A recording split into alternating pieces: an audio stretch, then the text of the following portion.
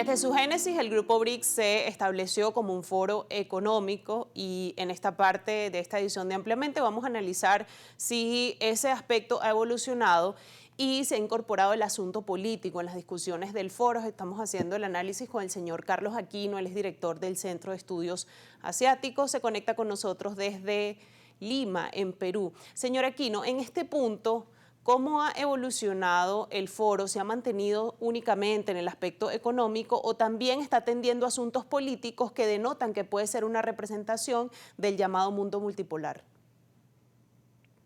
Cierto, cierto.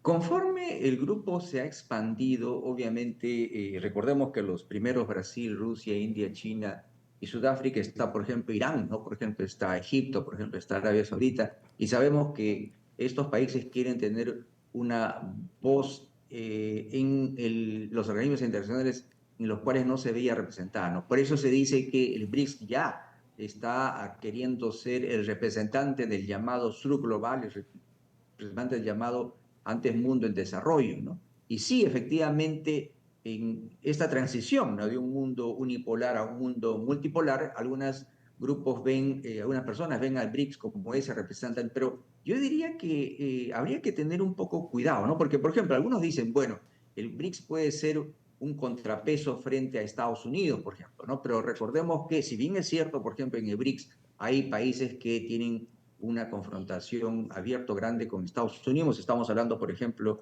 de China, estamos hablando, por ejemplo, de Rusia, estamos hablando, por ejemplo, de Irán, pero recordemos que también está allí India, que quiere tener una relación tanto con, obviamente, con China, India, Irán, pero también con Estados Unidos. Entonces, no hay una posición unificada dentro de los BRICS, pero definitivamente está representando pues a ese mundo en desarrollo, a ese sur global o a ese hemisferio oriental que hasta ahora no tenía ninguna voz. Y conforme se van incorporando más países del sur global, obviamente va a representar esta voz. Ahora, habría que ver si va a tener una voz unificada, pero yo creo que algo está muy claro, ¿no? Y lo ha dicho Rusia ahora, previo a la cita cumbre, por ejemplo, ¿no? El BRICS quiere promover una divisa alternativa al dólar, ¿no? Porque el dólar es un símbolo del dominio de Estados Unidos. Entonces, si bien es cierto, el énfasis económico sigue ahí, pero obviamente esto está también combinado con los temas geopolíticos que vemos en los últimos años que un poco se han agudizado. Por ejemplo, el tema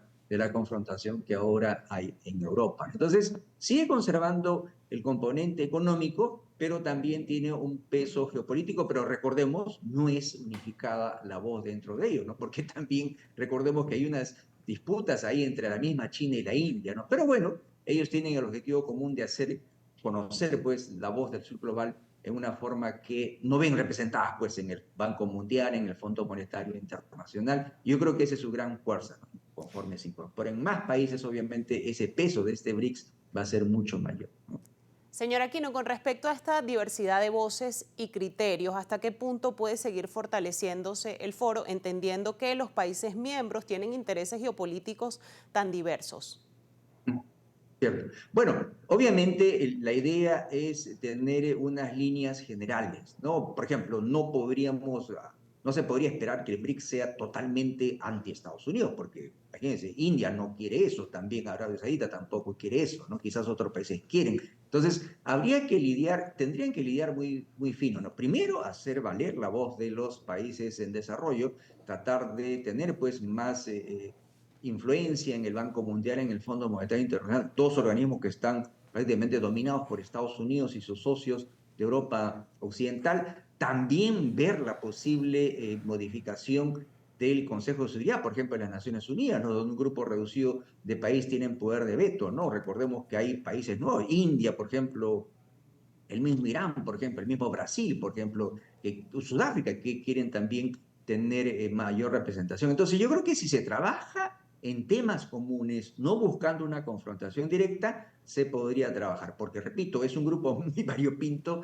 muy diverso, entre ellos mismos tienen algunas diferencias, entonces preferible no ahondar esas diferencias, sino trabajar en el objetivo común. ¿Cuál es? hacer valer la voz del sur global más en los organismos internacionales y buscar la modificación de esos organismos que no representan pues la nueva realidad. La nueva realidad es distinta de lo que fue hace 50 años, ¿no? Cuando Estados Unidos y Europa representaban casi el 70% del Producto Bruto Interno. Ahora prácticamente ya el BRICS con los nuevos 30 países que se van a ingresar, obviamente el peso del BRICS, por ejemplo, sería mucho mayor ya que el de Estados Unidos y Europa en el tema económico. Entonces, yo creo que ahí deben trabajar, ¿no? Somos un grupo de naciones cada vez más representativas, queremos que nuestra voz sea respetada y representada en los diversos organismos internacionales. Si ese es el objetivo común, yo creo que van a estar de acuerdo todos los miembros del BRICS, ¿no? Es parte de los retos y desafíos que tiene el grupo, sobre todo de cara a esta próxima cumbre. Señor Aquino, yo le quiero agradecer por este análisis tan completo y por habernos acompañado en esta edición de Ampliamente. Ha sido un placer escucharle. De igual manera, hasta luego. Gracias.